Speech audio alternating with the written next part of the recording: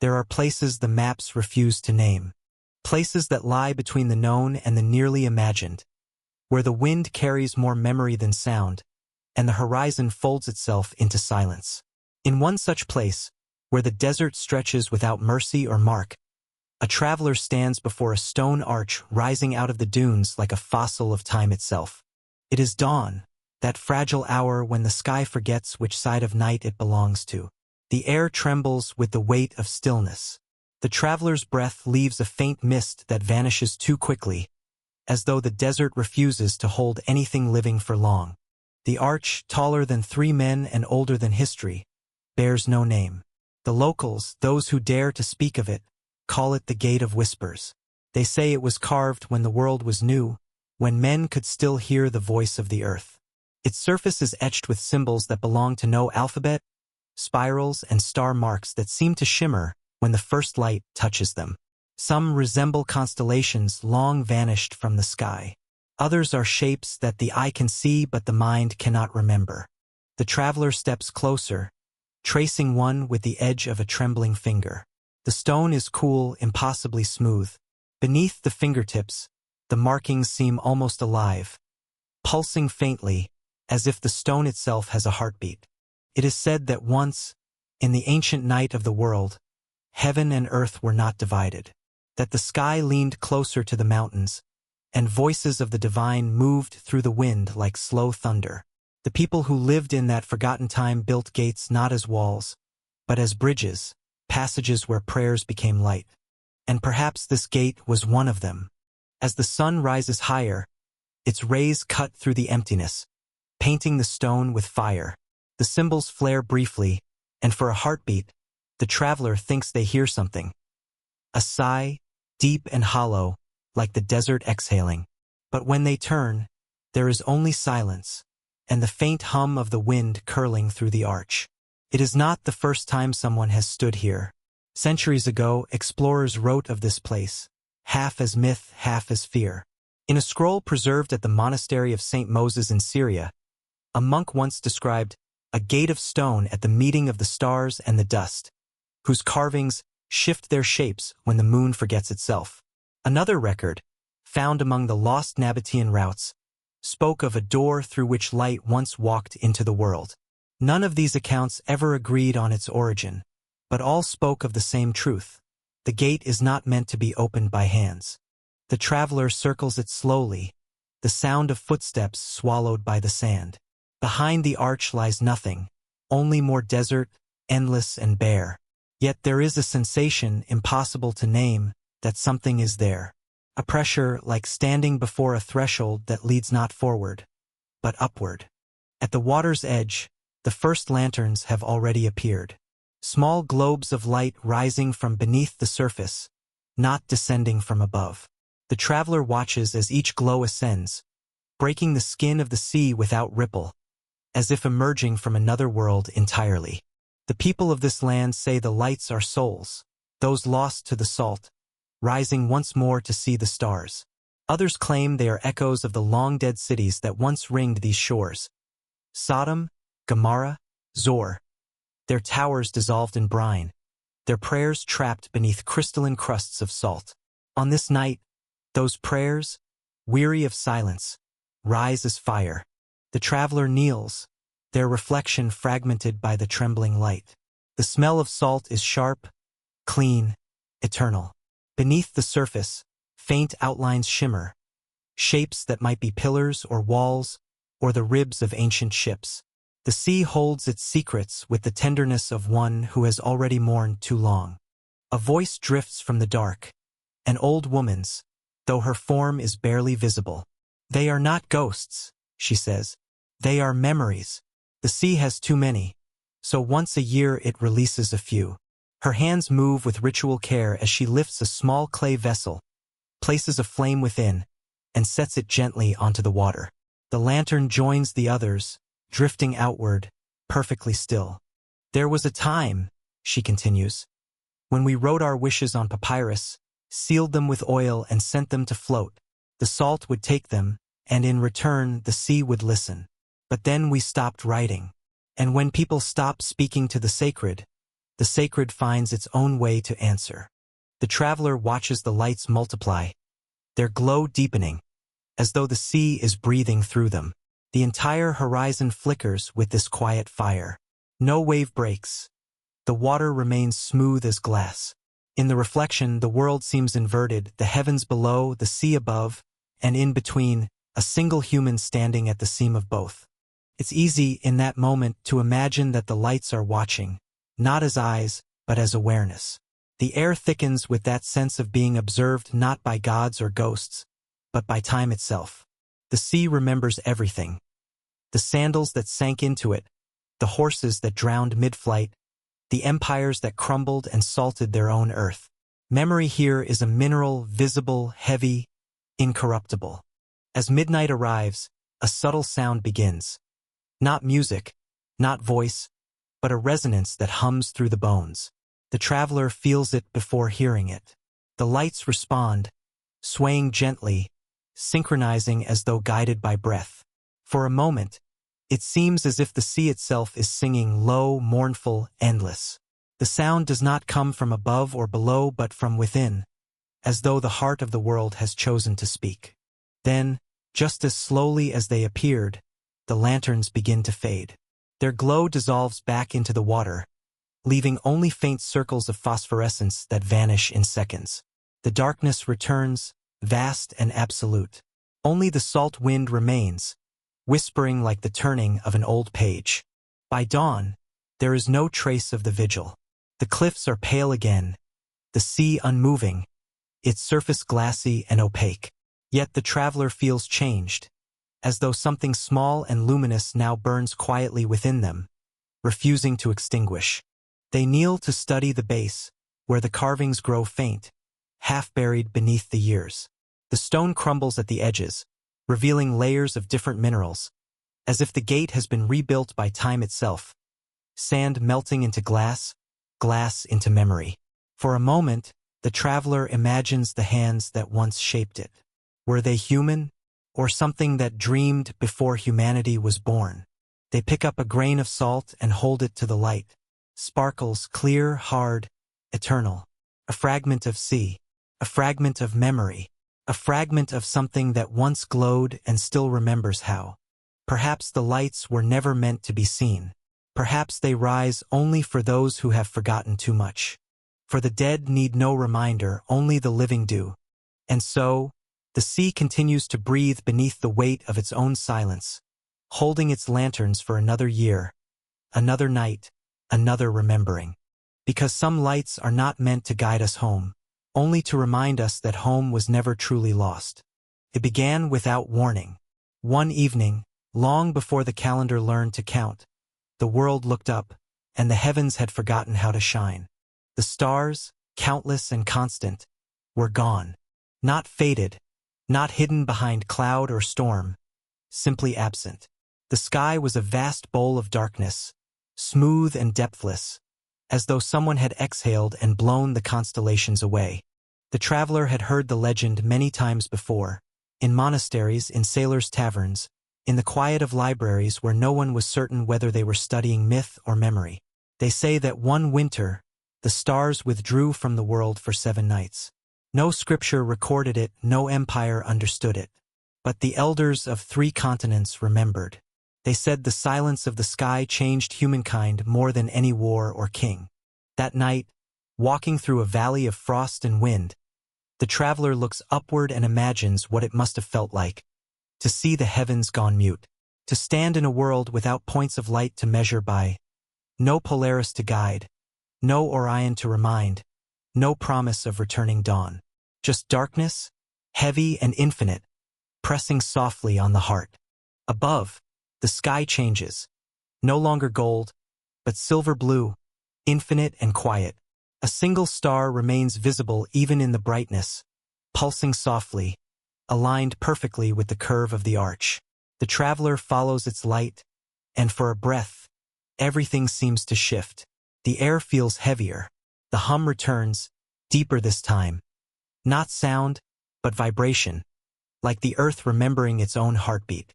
The story tells that people gathered in the open fields, thousands of them, faces lifted to the blank heavens. Some wept, believing the gods had turned their eyes away. Others sang, hoping to coax the stars back with sound. A few simply sat in silence, listening, as if the absence itself carried meaning. For in that vast black canopy, one could hear, for the first time, the pulse of the world beneath it. The priests of old Samara recorded that on the second night, the rivers began to hum. Not loudly, but with a low tone that could be felt more than heard. The mountains answered, vibrating faintly under the feet of shepherds who swore they could feel the stone breathing. By the third night, animals refused to sleep. Fires burned lower as if saving themselves. The air was thick with waiting. Some said the stars had descended into the sea. Sailors claimed they saw them burning beneath the waves, a reverse sky shimmering in the depths, as though the heavens had turned inward to rest. Others said they had folded into the earth, retreating to the places where ancient fire sleeps. But one legend, the oldest and quietest, said something different. It said the stars had not left, they had closed their eyes. On the fourth night, the moon, too, withdrew. The sky became whole and dark, seamless as the inside of a shell. Children were kept indoors. Lovers held each other tightly, whispering promises that felt more sacred in the absence of light. Monks lit candles in towers, and though the flame barely reached the rafters, they bowed as if to a great illumination. The traveler imagines the sound of that silence, not the emptiness of nothing, but the fullness of everything withheld. How the forests must have held their breath, how the oceans must have stilled. It was not punishment, not abandonment, only a pause in the divine conversation, as if the universe had turned inward to remember itself. By the fifth night, the world had begun to adjust. Children played under the starless sky without fear. Fishermen learned to navigate by the color of the wind, the texture of the waves. The absence itself became a guide, and in it, humanity discovered something ancient, the ability to move through darkness without despair. And then, on the seventh night, something happened. An old child, or perhaps a young sage, the stories differ, stood in the open fields and spoke softly to the sky. They did not plead or pray. They only said, "You can rest, but do not forget us." And then they sat down, cross-legged, and waited. No one heard an answer. Yet sometime before dawn, the black bowl above began to change.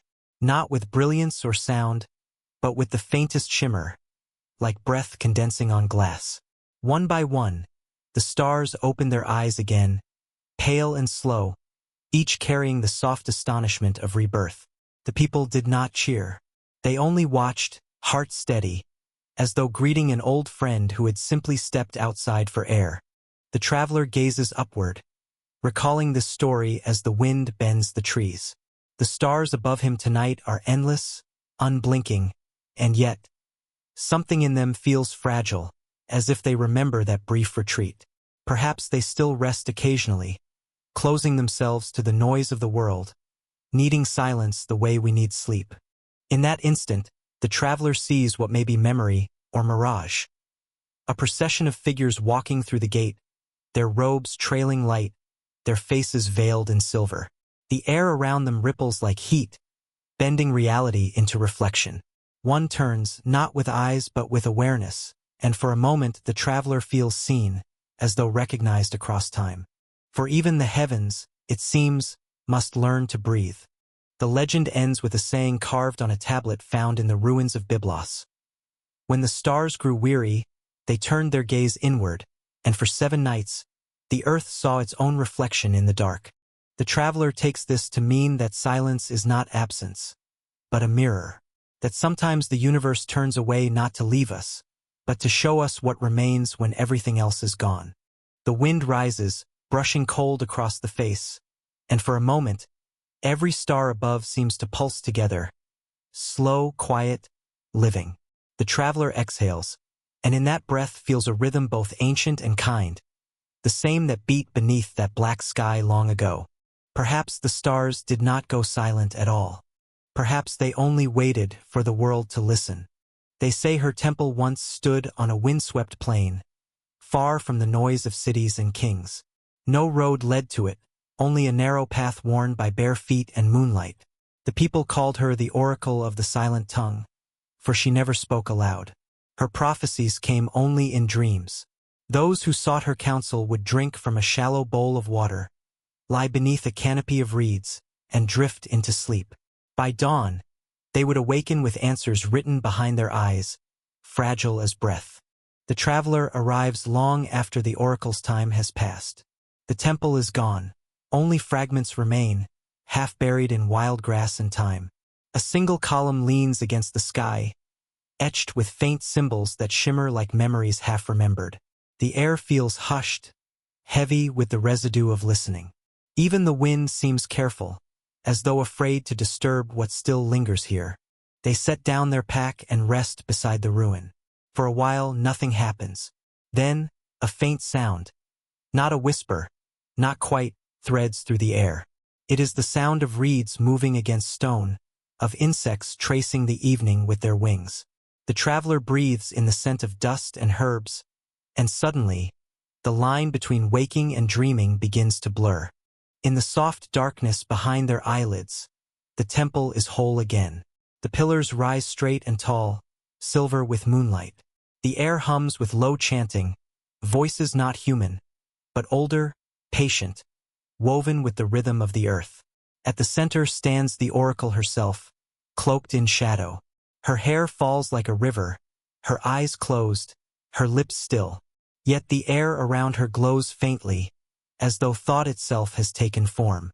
Then the vision fades. When she begins to speak, it is not with words. Images unfold instead, waves washing over tablets of clay, a city's lights flickering out, one by one, a single seed taking root in ash. The visions carry meaning without explanation. They feel both ancient and intimate, as though the oracle has reached into the listener's memory and found truths they had buried beneath habit and noise. Scholars once tried to explain her power. Some said she practiced incubation, the ancient art of dream divination known in the temples of Asclepius and the oracles of Delphi. Sleep in sacred spaces, they believed, opened the mind to voices beyond time. Others claimed she was no woman at all, but the embodiment of something older, perhaps the earth itself, dreaming through the bodies of those who sought her. But the records fade where certainty begins. Even the scribes who visited her left their scrolls blank, as if afraid that ink might betray the purity of what they saw. The traveler stands within the vision's edge, watching her as light ripples across the temple floor. The oracle turns her face slightly, and in that motion, slow, serene, 1,000 meanings shimmer. She lifts a hand, not to command, but to invite. In her open palm lies a single breath, glowing faintly, suspended like dust in a shaft of sun. When the traveler inhales, it enters their chest, weightless, warm, and the world rearranges itself into stillness. The oracle's voice comes then, but it is the voice of thought, not air. It says, "What you call prophecy is not foresight. It is remembrance of what the world already knows but has forgotten how to say." And then she fades. The temple darkens. The wind returns. The chant becomes the rustle of reeds again, and the traveler wakes with the taste of stone and moonlight on their tongue. The ruins lie unchanged. The stars above seem sharper now, each one burning with quiet intention. They find their notebook and open it, but no words will stay. Whatever had been spoken dissolves when written. Instead, they draw a spiral, the same pattern carved into the fallen column, and beneath it, a single line. Some truths arrive as silence wearing a dream. As dawn breaks, the traveler leaves the plain, though part of them remains within that temple, the part that listens.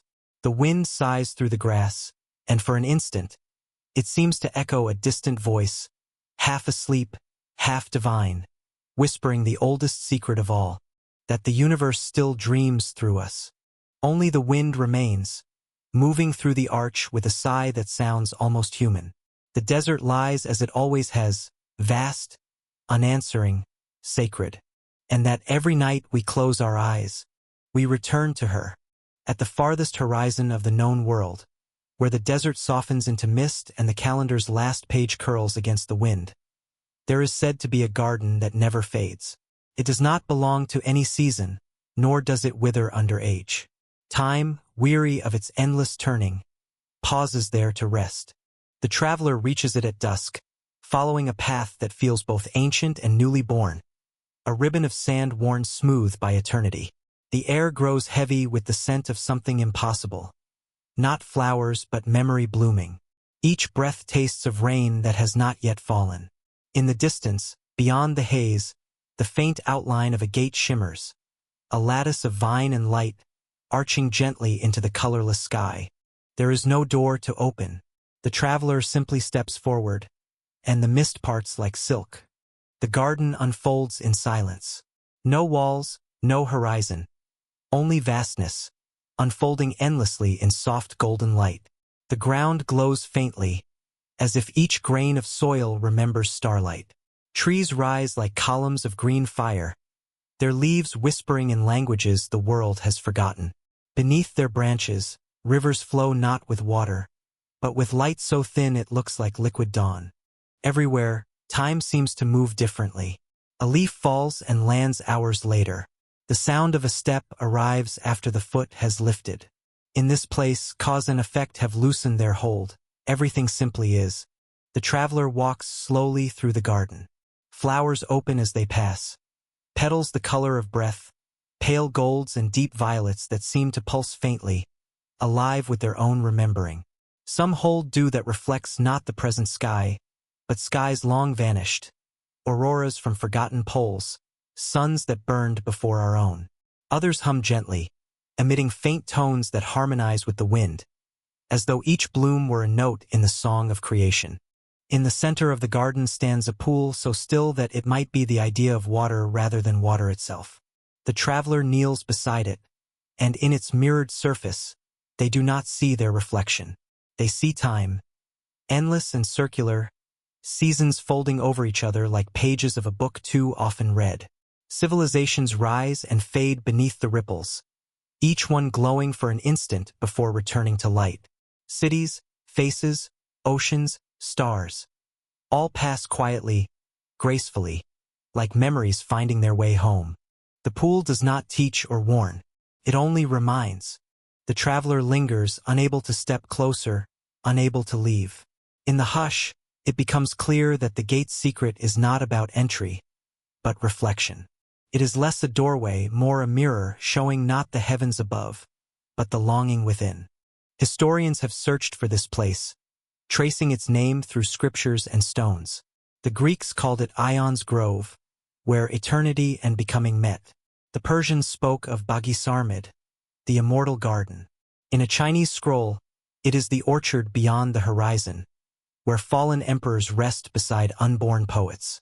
But none of them could find it because the garden does not live in space. It exists where time pauses, in the breath between seconds, in the moment before waking, in the hush that lingers after music ends. The traveler dips a hand into the pool. The surface accepts it without ripple, as though water and skin were the same. For an instant, they feel everything. The first dawn's warmth, the last dusk's sigh, the heartbeat of the universe expanding and folding again. The sensation is vast and intimate at once. An understanding beyond thought, a peace too wide to name. They draw the hand back and find in their palm a single seed, round, luminous, weightless. It pulses gently, like a sleeping star. There is no voice to explain its purpose, but the traveler understands. It is not a gift to be kept, but to be carried into the world, planted where time still runs. A reminder that endings and beginnings are only shadows of the same light.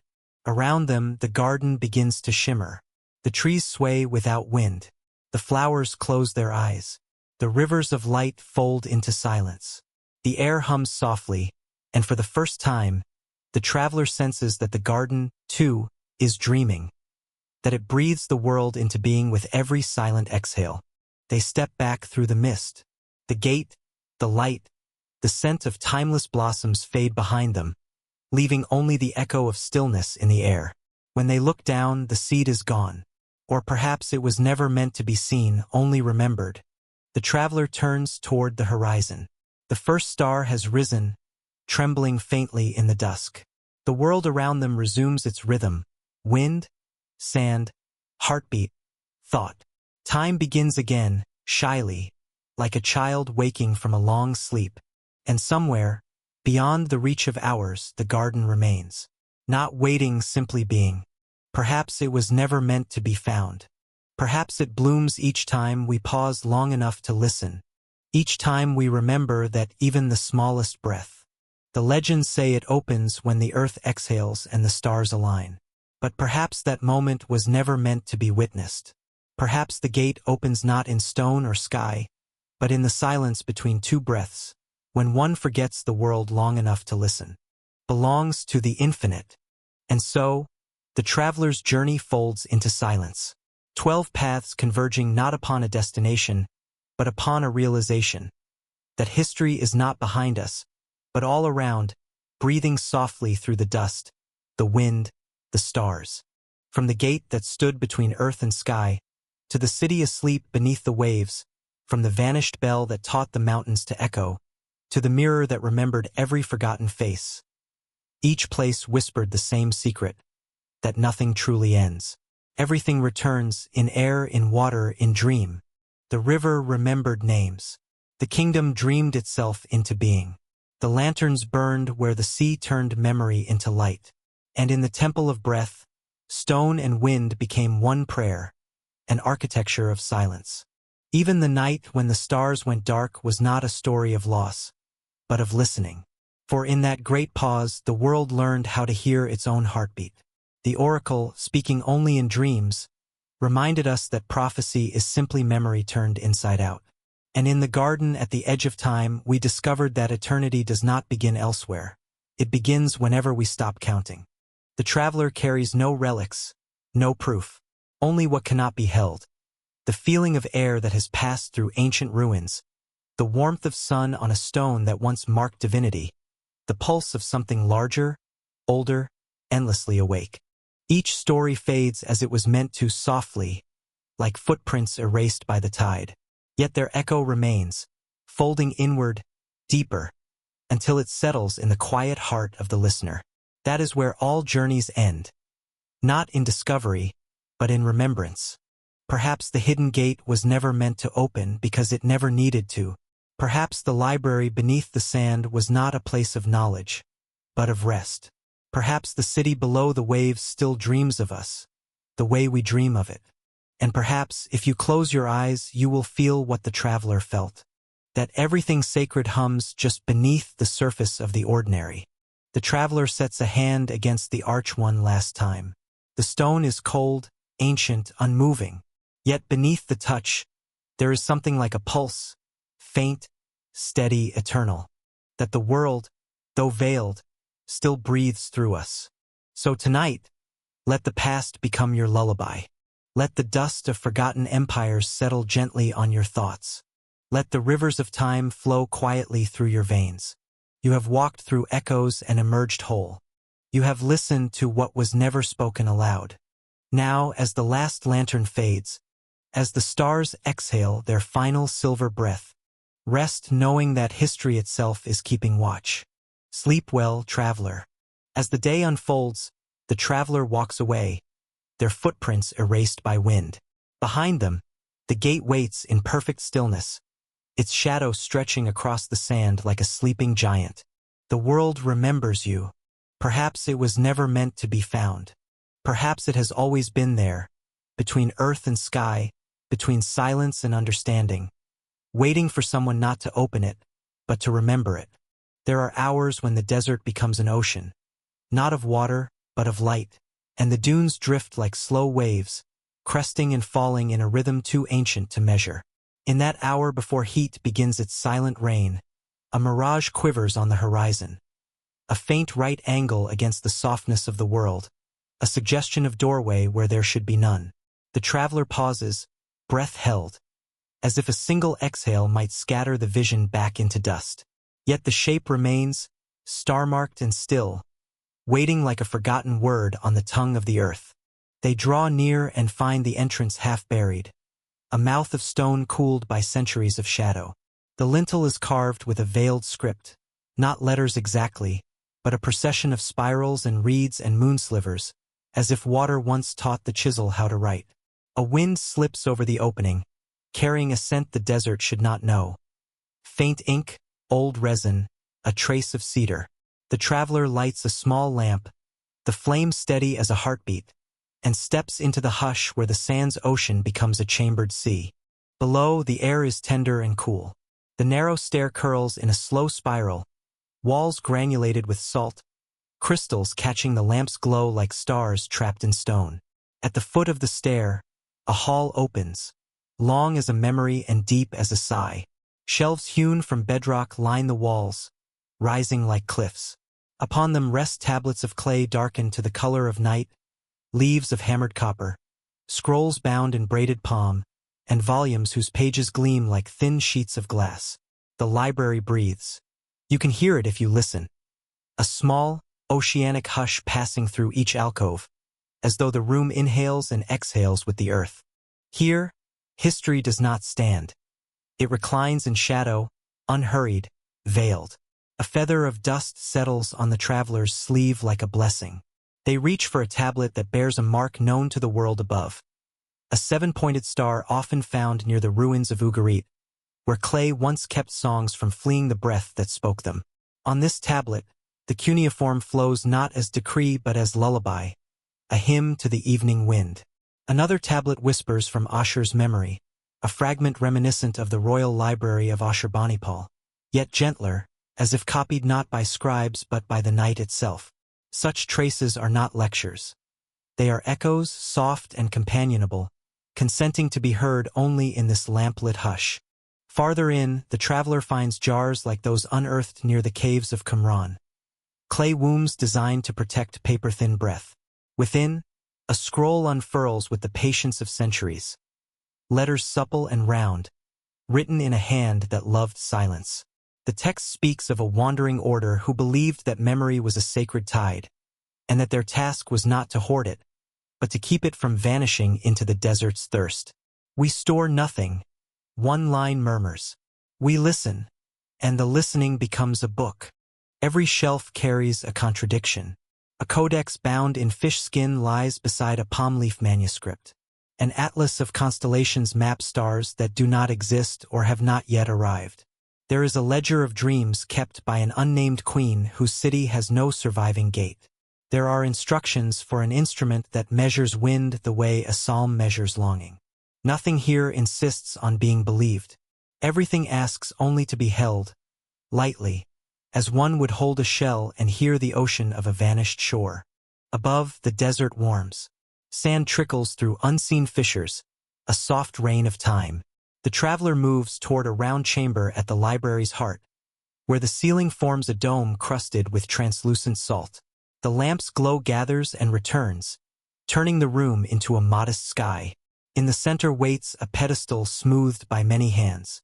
Upon it rests a single volume bound in pale leather, unmarked, unassuming, as though shy of its own name. When opened, the pages reveal a script so fine it resembles breath caught on glass. The words do not describe but invite.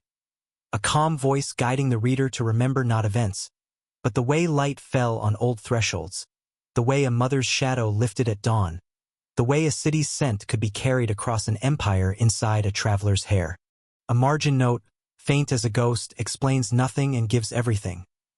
We keep what the world forgets, and we forget what the world keeps, so that balance might sleep in peace. The traveler's hand rests on the page, and for a moment the dome above seems to widen, salt stars leaning closer, as if the library studies its guest with gentle curiosity. This place is not a hoard. It is a titapool carved from time. The shelves are reefs where the broken pieces of ages rest until the water of memory returns to lift them. Some of the texts will never be opened. Some do not wish to be read at all. Their purpose is their presence, a quiet weight that tells the world. Your breath mattered, your dust had a shape, your silence had a sound. When the lamp burns low, the traveler retraces the slow spiral upward. The stair's cool curve welcomes each step, as if the library itself were escorting a friend to the threshold. At the mouth of stone, the day stands radiant, the dunes gliding in their ancient procession. The mirage is gone. Only warm wind slides across the skin, carrying no ink now, only a memory of cedar that may never have been. Behind, the library keeps breathing. It will do so whether visitors come or centuries pass like migrating birds. Books that are not books will continue to drink the darkness. Tablets that are not tablets will hum with the echo of hands that shaped them. Perhaps it was never meant to be found. Perhaps it was meant to be returned to, not by feet, but by the hush inside the mind where sand becomes sea and letters become tide. Some voices only echo when we are ready to listen. And somewhere under the dunes, the ocean of pages turns in its sleep, and time, veiled and patient, turns with it. Evening lowers its veil over the shore, and the sea begins its old prayer. A slow, oceanic breath that smooths the edges of the world. Out beyond the line where daylight loosens its hold, shadows gather in a geometry not entirely of water.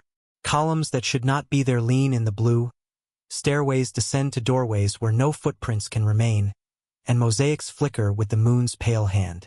The fisherman who knows this coast speaks softly, as if naming a ghost. There is a city that sleeps beneath us. He points to a place where the tide runs colder, where currents change direction as though remembering a vanished street. At first there is only shimmer, a mirage of stone in the sea's moving glass. Yet with each patient wave the vision steadies. A ring of toppled pylons forms the suggestion of a temple court, its floor tiled with tesserae that still hold a whisper of color, salt-bleached blues and seaweed greens, star-marked whites like shells. The traveler kneels at the surf, listening to what rises in the hush between waves. The ocean speaks in fragments. A market where lamps burned until dawn, a hall where prayers bloomed like incense, a harbor where ships set out at moonrise and returned at morning's first breath.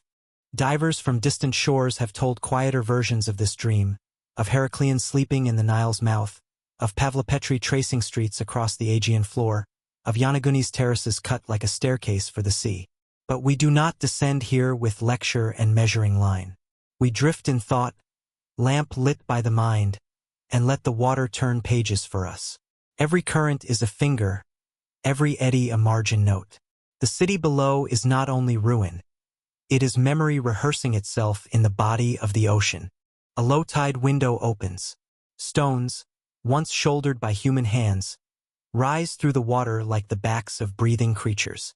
The traveler wades to where the seabed shelves away, that threshold between standing and floating, between gravity and the sea's long cradle.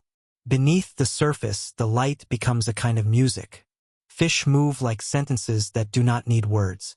A statue half buried in silt turns its face upward, cheeks furred with the soft moss of centuries. Its eyes, blinded by salt, still keep a careful watch. Lanternfish thread the shadows. A ribbon of eel passes through a doorway and vanishes down a corridor of greenish light. On a wall, broken but stubborn, a relief survives. Two figures, hand to hand, the curve of their arms forming a crescent. Perhaps priest and pilgrim, perhaps tide and moon. The traveler, suspended in the water's slow embrace, feels the old oppositions loosen. Air and ocean, present and buried, you and I. Down here the world speaks in the plural, and the plural is gentle. A thought arrives, veiled and simple. Cities do not always die. Some become tides. Their streets learn to flow. Their roofs learn to bloom with coral. Their thresholds sway with anemones that open like little suns. The sea is a patient translator, turning stone into language a second time. In this alphabet of drift and echo, balconies become reefs, amphorae become nurseries, and door sills become altars where fish pause as if to pray. There are stories, of course, of a winter night when the sea rose without anger, only certainty. Of bells that rang until the water entered the belfry and the sound turned suddenly oceanic, deeper, tenderer, as if the bell had always belonged to the tide. Not punishment, the elders say, a realignment. The city had built itself too close to a secret hinge of the earth, where plates breathe and coastlines remember other shapes. The moon did what moons have always done, pulled. And the city did what all living things will one day do, leaned toward the larger body that calls it. The traveler surfaces, breath rippling the silver skin of evening. The shore waits, stitched to the horizon by a thin seam of light. Behind the eyes, the submerged avenues keep moving, a measured procession of arches and rooms that are now currents and rooms that are now sky. For a moment there is the scent of warm stone, a memory with no source, like incense clinging to a borrowed robe. Night takes the beach in its soft hands. The city below dims to a rumor of shape, then to a feeling of symmetry, then to a listening. The traveler stands ankle-deep where waves draw lace on the sand. No answer comes, only the same oceanic breath, patient and veiled, as if the sea were reading aloud to itself. Perhaps it was never meant to be recovered. Perhaps the water keeps it safe the way the skull keeps dreams, not as treasure, but as necessary forgetting, so that the living may sleep. Some voices only echo when we are ready to listen. If one leans close, the tide does not speak of loss. It tells of transformation, of rooms learning to sway, of streets learning to shine. And when the moon climbs, white and slow, the drowned mosaics glow faintly under the skin of the world, like thoughts returning to a mind that is almost asleep. Morning fog drifts down the mountain like incense, a slow, silver breath that quiets the valley's pulse. Somewhere above the cloud line stands a monastery with walls the color of lichen and roofs that hold snow the way a palm holds water. In its courtyard there should be a bell, a great bronze mouth that used to call storms to heal and invite rain home from its wanderings. But the belfry is bare. The monks do not name the absence. They bow to it, as one might bow to a visitor who arrives without footsteps. The bell was cast, the old records say, under a new moon when the world looked most like a vessel. Copper came from a river whose bed sings even in drought, tin from a hillside that glitters like nighttime caught in stone.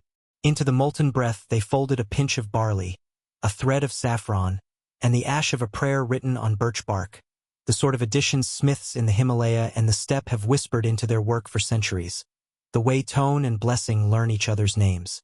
When the metal cooled, its voice contained rain. When it rang, the valley nodded and the sky listened. Years passed with the measured patience of moss. Then, one equinox morning, the bell was gone. No drag in the soil, no broken beam, no echo of brute removal. Only the rope, swaying as if a hand had just released it. The monks watched the empty air the way sailors watch a tide that has turned without wind. News traveled down the mountain in a hush, gathering rumors as it went. A pilgrim had seen the bell walking the ridge at dawn. A shepherd heard it speaking inside a cave. A storm had lifted it into the clouds like a moth. The abbot refused every story, and yet he tended them, letting them keep warm by the same fire as the truth. The traveler arrives while the fog still kneels over the pines. Footfalls soften on the cloister stones, and the silence here seems tuned, as if the air were an instrument kept in unison with a note no one can quite recall. In the refectory, a scroll survives, not a chronicle, only a recipe for sound. Proportions for alloy, months when casting will not offend the river, prayers to be braided into the clapper's cord. A margin hand, careful as falling snow, has added, strike only when you mean to invite. At the belfry's threshold the world widens. The valley spreads below like a green psalm, each terrace a line, each stream a silver vowel. Where the bell once hung, emptiness gleams like a polished surface, reflecting everything and holding nothing. A swallow crosses, leaving the briefest script on the air. The traveler closes their eyes and listens for what is not there. And in the layered quiet, another sound rises, the timber sigh of old beams, the resting breath of stone, the pine's resinous thought, the distant mutter of a brook working through rock. All of it gathers into a tone that is not a tone, an almost bell that seems to be practicing the shape of ringing. People once believed, in valleys not unlike this one, that certain bells could speak to weather. There are chronicles of temple gongs whose low thunder lured monsoon clouds, of Shoro towers where bronze waves washed through dry seasons until the air learned how to fall as rain. In one Tibetan village, the elders say a bell sounds different when snow is already on the way. Deeper, veiled, as if cloth lay between tongue and lip. Such histories do not argue. They breathe. Toward noon, the fog loosens. Sun lays a thin gold leaf across the absent mouth. The traveler imagines the bell as it was. Rim heavy with frost, flank stamped with spirals and small moons, lip worn smooth by seasons of answering the valley. A question touches the edge of thought. Can a sound depart and keep ringing? Can a voice remove its instrument and remain? Down by the terraces, water moves in 1,000 green mirrors. A breeze turns the prayer flags into soft handwriting. The traveler follows a mountain path to a cave whose entrance opens like a listening ear. Inside, the air is cool, damp, old with mineral patience. Here, a drip becomes ceremony.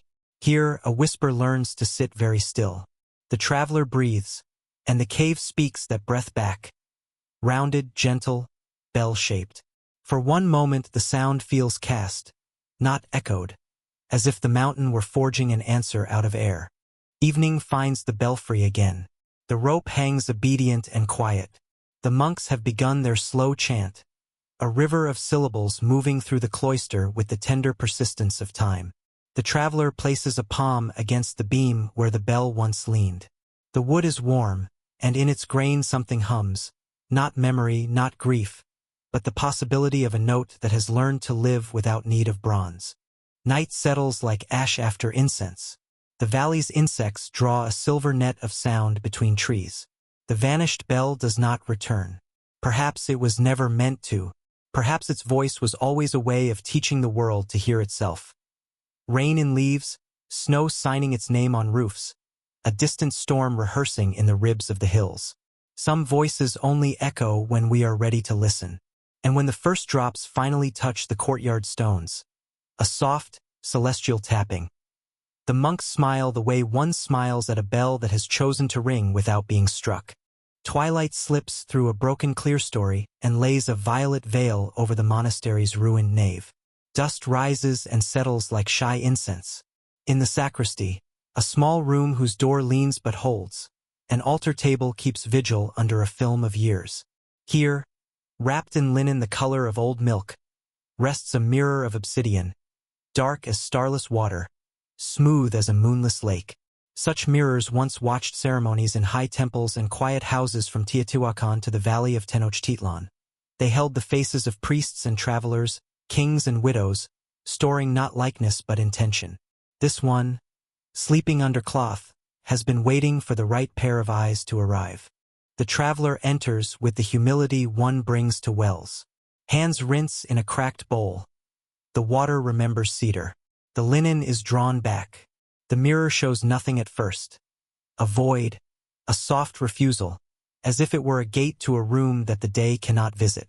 Then, as breath steadies and the ruin's hush accepts a new heartbeat, dim shapes begin to gather. Not reflections, not exactly. Echoes wearing the mask of light. A child faces the mirror and blinks, and a woman blinks back, older by many winters, her hair threaded with quiet lightning. A soldier lowers his gaze, and a farmer with a basket of grain lifts hers, the stalks shining like thin suns. A scribe dips a reed in ink, and a mason lifts a stone. Their motions match in the glass, like two halves of an ancient verb. Faces drift past. Not strangers, not selves, an oceanic genealogy the world rarely lets us see at once. Each visage carries the calm weight of time. Cheekbone carved by wind, brow marked by thought, lips softened by the work of speaking and kissing and praying. The traveler knows a little of obsidian's old vocation. In Mesoamerican hands, it was not only blade but portal. Some named it a smoking glass. Diviners sought counsel in its depths, and emperors waited for signals in the way light breathed upon it. John Dee in a later century claimed one such mirror, black and patient, asked angels to speak. But angels, if they came, likely entered by the same door all things holy favor, listening. None of this is recited aloud. The room prefers the litany of dust and moth wing, the long vowels of falling plaster, the consonants of wood settling into its late grace. The traveler leans closer. The mirror refuses the immediate face, slipping instead toward those almost remembered. Someone standing under a star-marked sky beside a crumbled wall. Someone kneeling to tie a sandal with hands that have known both seed and sword. Someone carrying a sleeping child across a threshold of ash. They do not perform for the glass.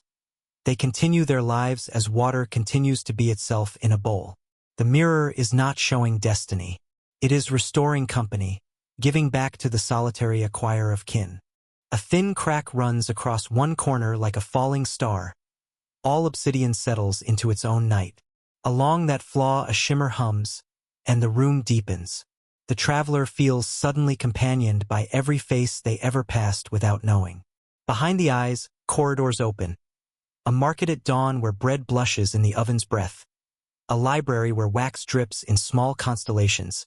A shoreline where the sea tucks ships into sleep. No narrative asserts itself. The mirror dislikes declarations. It offers presence, not plot. Recognition, not verdict. What do you ask a mirror that does not flatter and cannot lie? Perhaps nothing. Perhaps you let it ask you, not for confession but for patience. The longer the traveler watches, the less their own outline matters. The glass grows oceanic, a single dark note in which many faces sing. Tears arrive without urgency, salt answering stone. The mirror does not keep them. It is not a thief. It receives and returns, like a lake in a windless hour. A breath miscounts. A moth chooses the traveler's shoulder. A small velvet benediction. Out in the nave, the last daylight lifts its hem from the floor. The obsidian dims, which is to say it becomes more deeply itself. The traveler folds the cloth back over its surface the way one would cover a sleeping child. Hands remember the cool, the almost weight of it, as if holding a page written in night. Before leaving, the traveler looks once more at the room that has kept faith with absence. Stones lean like old monks. A saint's foot survives on a pedestal, the rest having returned to dust that remembers the curve of a heel. The door swings, and the violet veil of twilight pulls itself closer, protective as a shawl. Some objects do not reveal, they reconcile. Perhaps the mirror was never meant to show the future or drag the past forward. Perhaps it was made to mend the present, to gather the faces we carry buried, veiled, oceanic, and let them stand beside us until our breath steadies. Some voices only echo when we are ready to listen. As the traveler steps into the evening air, the first star lifts its small flame above the roofline, and in that star the traveler thinks they see, not a face, not a fate, only a widening silence in which to fall gently towards sleep. At the edge of a quiet forest, where the moss gathers like sleep around the roots of old trees, a river moves with the patience of centuries. It does not rush or glitter or announce itself. It moves as breath does, gently, rhythmically, with purpose hidden in stillness. The villagers who live near its banks call it Namaina, a word older than language, meaning the one who remembers. It is said that every name spoken into its waters remains, long after the voice has vanished, after the lips that spoke have turned to dust. The syllables drift beneath the surface like seeds that never stop dreaming of bloom. The river, they whisper, carries the sound of us and perhaps something more. The traveler finds it at dusk, when the sky is neither day nor night, when light thins like smoke and everything feels closer to the world behind the world. The water is dark, almost black, though not unkind. It curves between birch trees whose white trunks glow faintly, as if lit from within. Fireflies move above it in slow constellations. The air smells of damp earth and rain not yet fallen. They kneel by the bank and dip a hand into the current. The chill is immediate, but so is recognition, the subtle shock of being remembered by something you have never met. Beneath the fingertips, the water hums faintly, like the throat of a singer holding a single note. It is not sound, exactly. It is the suggestion of sound, waiting for an ear ancient enough to understand. The first mention of this river comes from a clay tablet unearthed near what was once Sumer. A single line, barely legible. There is a stream where words are weighed, and the dead are lighter than syllables. Later, in a Babylonian hymn, a priest speaks of the channel that hums with the names of the faithful. In Greek memory, the scholar Heraclitus wrote of rivers that change and yet remain the same. Perhaps this is the one he meant, the river that changes because it keeps what it loves. The traveler follows its path through a clearing where the moon hangs low, mirrored on the slow, glassy surface. The reflection trembles not with wind but with whisper. Hundreds of faint tones, overlapping, blending, forming a language beyond vowels and consonants. For a moment the listener imagines voices, calling, greeting, forgiving. But the sound does not resolve into meaning, stays fluid like memory itself. An old man appears by the trees, his robe the color of ash, his eyes reflecting the same quiet light. He does not startle at the stranger's presence. Instead, he gestures toward the water. "Speak," he says softly, as one might invite someone to pray. "It will keep your name, even when you do not." The traveler hesitates, then whispers, a name, perhaps their own, perhaps another's. The syllables slide into the river, folding neatly into the surface, leaving no ripple, no mark. And yet, a moment later, the traveler feels something return. A faint warmth, a pulse of recognition traveling up the arm still hovering above the current.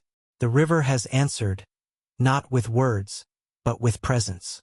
The old man smiles. "All who come here are remembered. The river carries you until you can carry yourself again." Then he turns, fading into the dark, as if absorbed by the same memory he tends. Night deepens. The traveler lingers, watching starlight scatter across the surface like silver handwriting. Each gleam seems to correspond to something spoken long ago. A promise, a farewell, a cry. It becomes impossible to tell whether the stars are reflecting in the river, or the river is reflecting in the stars. Both seem to shimmer with the same intent. To keep, to witness, to remind. And perhaps that is the truth buried in all waters, that nothing is entirely lost, only translated. The river remembers the rain that fed it, the mountain that gave it birth, the hand that once cupped it in gratitude. It remembers footsteps along its edge, tears shed into its flow, laughter that skipped like stones across its youth. Every sound, every name, every breath, all of it remains. The traveler closes their eyes and listens. Beneath the rhythm of water is another rhythm, slower, deeper, older than time. Feels like a heartbeat, or perhaps it is a heartbeat, the pulse of the world itself, reminding the listener that to live is to leave echoes, and to be remembered is to continue flowing. As dawn approaches, the traveler rises. Mist coils low, wrapping the water in silence once more. Before leaving, they whisper a final word. Not a name this time, but a thank you, and the river catches it like a pearl, tucking it beneath its rippling skin. They walk away without looking back. But in that still hour between night and morning, if one listens closely, one might hear another sound beneath the waking forest. A soft, endless murmuring, as though the earth itself were speaking the names of all it has ever loved. Perhaps the river is not a body of water at all. Perhaps it is the memory of existence, flowing endlessly toward the sea of understanding. And perhaps, when we sleep, it is there we drift, our dreams carried like names, whispered once more into the waiting dark. There are legends that speak of a kingdom that was never built, only dreamed. No walls were raised, no stones were laid, no banners unfurled in sunlight. And yet it lived, vast and resplendent, existing between the breath and the heartbeat, a place woven from longing and memory. Those who dreamed it walked streets that no cartographer could trace, and when they awoke, they carried its dust upon their skin, a pale shimmer gone by morning. It is said the kingdom first appeared to shepherds who slept under the open sky. They dreamed of towers that glowed like candles against an unseen wind, and of rivers that sang in languages older than stars. The next night, a scholar dreamed of the same city, its bridges made of glass, its libraries illuminated by moons that never waned. Then a sailor dreamed of walking those same streets, his boots echoing through corridors of light. By the third generation, so many had seen it that its outline began to appear faintly on maps, sketched in silver ink by hands that trembled, unsure if they were recording memory or invention. The traveler hears of this kingdom not from books, but from a blind woman who sells figs in a market near the ruins of Samarkand. Her voice is soft, sand-worn, and carries the calm certainty of those who see without eyes. It was real, she says, but only when the world was dreaming with it. When the world forgot to dream, it faded. She offers a fig and a riddle, If a city exists in the dreams of thousands, is it not as real as stone? That night, under an indifferent moon, the traveler dreams. At first, there is only mist, curling like silk around unseen shapes. Then, through the pale veil, towers begin to emerge, tall, slender, luminous, as though made from the very thought of dawn. Streets unfurl like ribbons of light. The air hums with quiet music, not played but remembered. Every building seems to breathe. The traveler walks without footsteps, guided by the sound of bells that do not ring, but pulse softly in the bones. There are no crowds here, yet the city is not empty. Its presence is full of stories, of impressions, of lives once imagined. On a marble stair, a child leaves footprints that glow and fade. In a colonnade, two shadows converse without voices. Along the river's curve, lanterns drift against a current that moves not with water, but with time itself. The traveler pauses by an archway where script coils across the stone in a language the waking world does not know. It seems to shift as it is read, forming new meanings with every breath. Some of it feels familiar. Words that once appeared in old texts, half-remembered prayers, unspoken hopes. The traveler touches one line and feels warmth, not from heat, but recognition, as if the stone remembers being read before. Historians of dreams, the quiet few who study that which cannot be preserved, say that this kingdom first took shape during the age of forgetting, when libraries burned and the world lost half its memory to ash. They say humanity needed a refuge where knowledge could sleep safely, untouched by fire or conquest. So it was built not by hands but by thought. Each sleeper contributed a brick, each memory a beam, until the city stood, a sanctuary of everything too beautiful to survive in daylight. And yet, no dream can remain untethered forever. The traveler senses a shift. The light begins to thin. The air cools, trembling with the sigh of something ancient leaving. A crack forms in the marble beneath their feet, not of stone, but of silence. The music grows faint. Towers blur. Streets dissolve into mist. The city exhales, as if preparing to return to the place where ideas go when they are no longer needed. The traveler calls out, not with fear but yearning, for the city to remain a little longer, for the dream to hold its shape just until understanding arrives. But the city only answers with a sound like wings folding, gentle and final. When the traveler wakes, dawn is pale and thin. The fig seller's words echo. It was real, but only when the world was dreaming with it. Their hands are coated in something soft, a shimmer of dust that glints for a moment, then vanishes into the air. That day, the traveler walks through markets, across plains, through ruins that no longer recall their builders. And though they see only earth and sky, a faint pattern follows in the mind's eye, the rhythm of streets that never existed, the hum of lanterns still floating through unseen waters. Perhaps the kingdom was not destroyed, only forgotten. Perhaps it sleeps still, behind the veil of ordinary hours, waiting for the collective breath of dreamers to stir it awake again. For what is a city if not the memory of belonging? What is a dream if not the rehearsal of reality?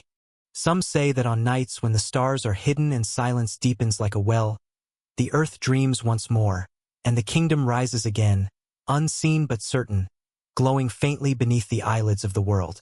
Perhaps it was never meant to be found. Perhaps it was meant to remind us that we, too, are cities of light built of memories, inhabited by echoes, waiting to be dreamed back into being. When night folds itself over the Dead Sea, the air turns still, not silent but dense, as though sound itself has decided to sleep. The salt winds move without hurry, whispering across the mirror of black water that reflects no stars. And yet, every year when the seasons turn, the impossible happens. Lights appear on the surface. One by one, they bloom like breath, fragile lanterns floating over the still expanse, hundreds of them, perhaps thousands. They drift without current, without visible hands to guide them. Their reflections doubled in the dark water until the sea becomes an orchard of ghostly fruit, each orb glowing softly, each flicker a story untold. Those who live along the cliffs have other names for this night. Some call it the vigil of souls, others the feast of returning light. But the elders, whose words carry the weight of salt and memory, call it the night the sea remembers. The traveler arrives long after dusk, guided by rumor more than direction. Stories carried through markets and whispered along caravan routes, of a salt sea that breathes light once a year. They walk down a narrow path between cliffs pale as bone. The air hums faintly with minerals. It tastes like memory turned to dust.